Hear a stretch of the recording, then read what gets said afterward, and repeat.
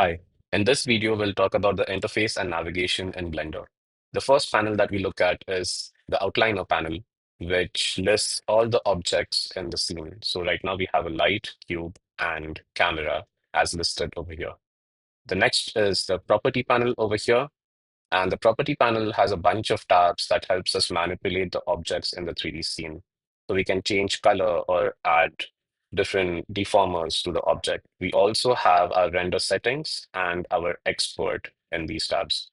Do remember that the tabs are contextually driven. So everything after the object tab, which is this yellow-orange icon, everything below that changes according to what you select. The next panel is the timeline, where we key our objects to animate something. So if I quickly key the cube on the first frame and move it and key it again, now if I scrub through, it's going to animate. Which brings us to our last panel, which is the 3D viewport. This is our canvas where we draw. On the left-hand side, we have all the tools needed to manipulate objects. And there is a hidden panel on the right, and it's the sidebar which pops up after I press N on the keyboard, and it gives you more information.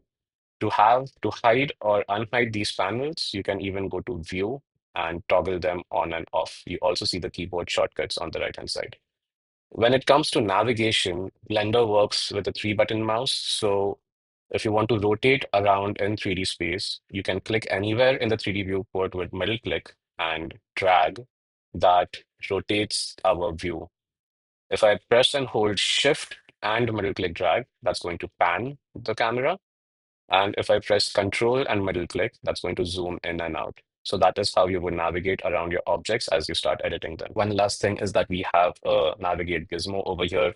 It helps us understand our position in the 3D space. It's like a compass to refer to.